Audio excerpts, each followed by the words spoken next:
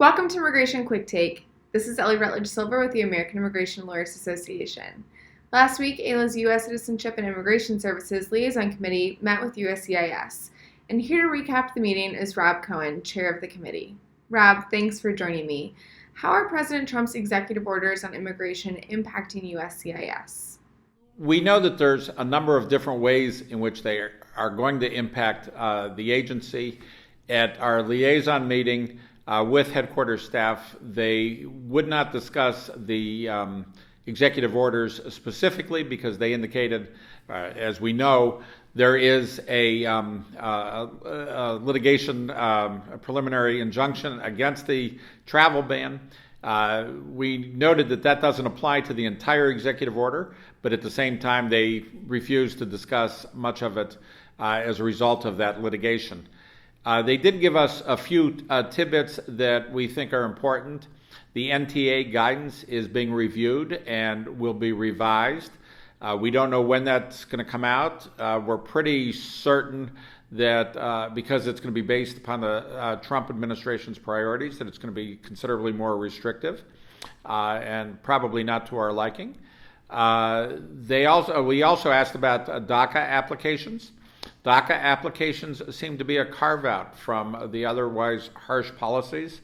DACA adjudications are continuing. The extensions and even new applications are being adjudicated on the same basis that they were under earlier administration. The FAQ guidelines on what constitutes acceptable convictions, the misdemeanor convictions, those guidelines are still being followed. And the more restrictive fear that we had that any criminal activity would be a bar is not being applied to the DACA applications. They're reviewing parole policies, as the executive order indicated. We don't know exactly what that means or how far that's going to go. They did indicate that they would make any appropriate announcements in the Federal Register or policy announcements as appropriate, and that we would be given advance notice of any changes in parole policy. We don't know how much advance notice. We don't know when it's coming. But they did indicate that they are reviewing all of those policies. There's specific parole policies for smaller groups like Haitians and Cubans and others, military families, for example. Each policy is going to be looked at individually, and they will be making announcements into the future. There are some issues that the committee has been seeking clarification on. Could you provide an update? There are two issues that I'd like to address here. The first one is the CSPA question, and we've been asking that since the bifurcated visa bulletin was first introduced about 18 months ago. And there are two parts of this. The first one is what date triggers the 1-year period that an applicant must seek an immigrant visa? Is that the file by date or the final action date in the visa bulletin? And they answered that question. It is the file by date. So as soon as you are able to file the application, that triggers the 1-year period in which you must seek the immigrant status. The second question, which date freezes the age? That question was not answered, and we pointed out to them that we still need an answer to that. They're going to look at it and will get back to us. The second question that we discussed is the loss of accreditation. The Department of Education's determination that the Accrediting Council of Independent Colleges and Schools, AICS, is no longer a recognized accrediting authority. And that affects 130 schools and approximately 16,000 foreign students.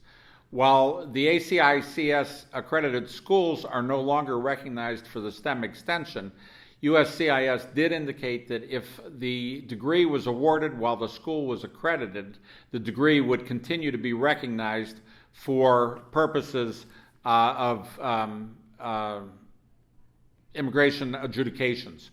For example, on the I-140 adjudications, if the PERM applications requires a master's degree and it was secured from an AICS school, it would still be recognized as having the appropriate degree.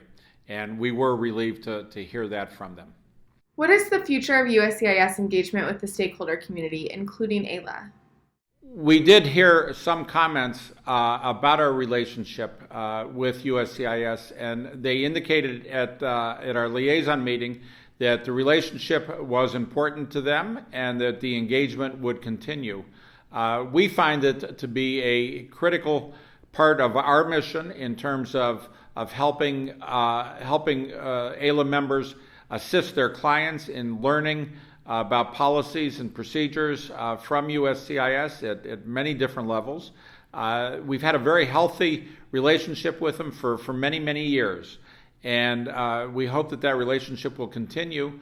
We're watching it carefully, and we're concerned. The new administration has not yet appointed a director, but we expect one shortly. And the position of the new director is yet to be determined. But I will say that we value the relationship, and we do hope it will continue as it has over the past many years.